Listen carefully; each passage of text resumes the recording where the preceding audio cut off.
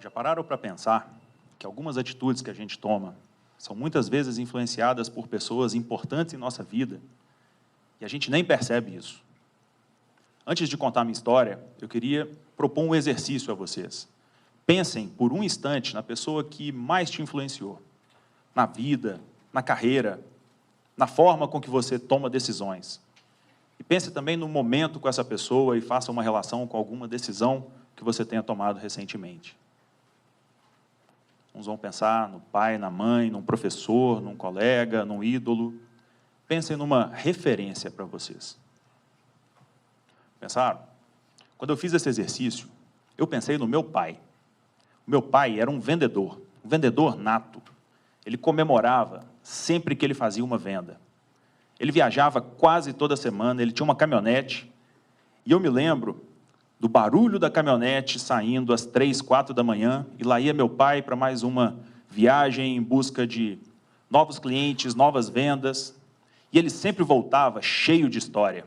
Ele contava de uma forma lúdica em quais cidades ele tinha passado, quanto ele tinha vendido, se ele já tinha pedidos para a próxima viagem. Tudo isso enquanto a família estava em volta da mesa, comendo um docinho pé de moleque que ele trazia da estrada.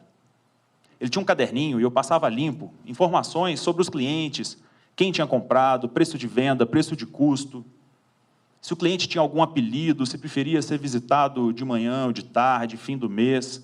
Desde criança, meu pai me ensinou a importância de se ter uma boa relação com os clientes, de entender bem o seu cliente. Eu tenho uma outra referência, que é a minha mãe falando que o leme da minha vida está comigo.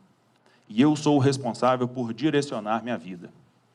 Então, eu cresci nesse contexto. Eu fui ensinado que empreender é uma missão muito nobre. E eu me formei em engenharia, segui uma carreira tradicional, até que um dia resolvi largar tudo para abrir minha empresa. Afinal de contas, como minha mãe dizia, o leme da minha vida deveria estar comigo. E quando eu entrei nessa jornada, eu errei muito e eu aprendi muito. Eu vi que a força do exemplo é fundamental para o empreendedor. Eu aprendi também que ter uma boa rede de apoio, saber assumir os riscos e ter muita resiliência também são fundamentais para o empreendedor. Junto com meu irmão, eu sou cofundador de uma startup. É uma empresa de inteligência de dados que usa tecnologia de ponta para ajudar grandes empresas a se relacionarem melhor com seus clientes, a entenderem melhor os seus clientes. Lembram do caderninho do meu pai? E desde o início dessa jornada, eu vi a importância de ter uma boa rede de apoio, pessoas confiáveis a seu redor. Eu tenho a sorte de vir de uma família que admira e incentiva o empreendedorismo. Eu também tenho a sorte de dividir esse sonho com um cara que eu admiro e confio muito, que é o meu irmão. Porque empreender é uma questão de propósito. Você abre mão de resultado no curto prazo em prol de um objetivo maior. E foi pensando nisso que, alguns anos atrás, eu resolvo largar o bom emprego que eu tinha para embarcar nessa jornada e me tornar cofundador de uma startup. Mas agora imaginem só, no mesmo momento de largar emprego, pegar todo o dinheiro, investir num negócio novo, começar uma empresa, tirar um projeto do papel, como se tudo isso já não fosse dor de cabeça o suficiente, eu ainda resolvo me casar. E aí eu vi que resiliência mesmo quem teve foi minha esposa. Para começar, já na lua de mel eu tenho que me isolar num domingo de sol e ficar horas trabalhando por videoconferência. Meu irmão do outro lado da linha. Isso aí já era um sinal do que viria pela frente. No primeiro ano de casamento, ela me viu colocar todo o dinheiro, tempo, energia no projeto de uma startup que, por definição, está inserido num ambiente de altíssimo risco.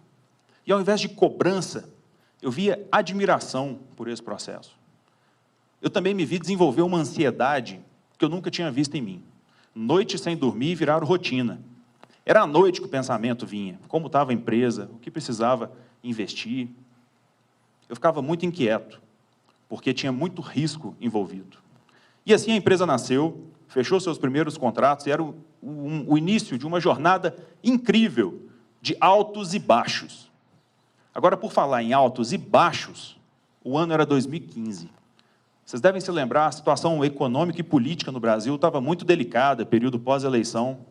E aconteceu o seguinte, o nosso principal cliente cancelou uma ordem de compra que salvaria o faturamento daquele ano. A gente ia quebrar. E eu lembro de conversar com meu irmão e a gente falar assim, a gente vai cair, mas a gente cai atirando. E a decisão foi abrir novos mercados. A gente pensou em conquistar clientes na Europa. Então eu me vi entrando no avião com um banner debaixo do braço com a logo da empresa para participar de uma feira na França. Mas nesse momento eu me vi entrando na caminhonete como meu pai fazia, enfrentando o medo, com poucos recursos e com um objetivo muito claro de conquistar clientes com essa viagem. A viagem foi ótima, 3 dias intensos de trabalho. Tive a oportunidade de apresentar a empresa para diversas pessoas e, no final, a gente fechou um contrato com uma empresa na Inglaterra. Agora, pensa num cara feliz voltando para casa. O contrato foi assinado nas semanas seguintes. Tudo correndo bem, a gente contratou pessoas para esse projeto. Primeiro mês de projeto, tudo correndo bem. Segundo mês, não deu nem tempo de estourar o champanhe. No terceiro mês, ao invés de pagamento, eu recebo uma carta do Banco da Inglaterra falando que a conta bancária daquele cliente tinha sido bloqueada. É mole. Eu não receberia 1 centavo. Se a gente não quebrou antes, agora a gente quebraria. Mas é nessa hora que eu volto nas minhas referências para entender que aquela história não terminaria ali. Foi necessário entender o que tinha sido feito de errado, corrigir os erros e seguir com a empresa. E eu já estava pronto de novo para entrar na caminhonete como meu pai fazia. Agora, com um modelo de negócio novo, novos produtos, novos mercados.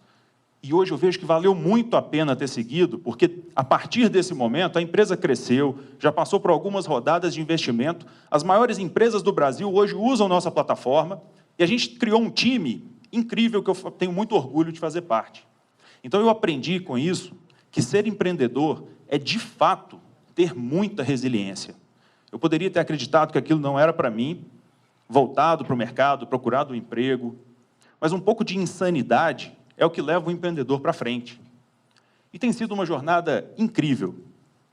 E, recentemente, eu tive uma notícia maravilhosa. Eu vou ser pai. E aí eu começo a pensar em que tipo de legado eu quero deixar. Que tipo de experiência o meu filho vai ter quando ele passar o meu caderninho a limpo. Então, eu gostaria de voltar naquele exercício inicial e propor com um ponto de vista diferente. Ao invés da gente pensar na pessoa que mais me influenciou, vamos pensar em que tipo de referência eu sou para as pessoas que estão próximas a mim. Que tipo de referência eu posso ser para o meu filho? Pensaram? Eu pensei o seguinte: eu quero que meu filho me veja comemorando a cada conquista, como eu via meu pai comemorando a cada venda. E eu quero que meu filho tenha o exemplo de um pai que não desiste do sonho de empreender, nem quando leva um tombo. E eu quero que meu filho entenda que, assim como ele vai cair muitas vezes antes de aprender a andar, ele vai errar muitas vezes antes de seguir o caminho que ele mesmo vai escolher. E que ele terá uma rede de apoio que ele pode confiar. E a força do exemplo é, de fato, muito importante nesse processo. Mas, sinceramente, me parece ser simples.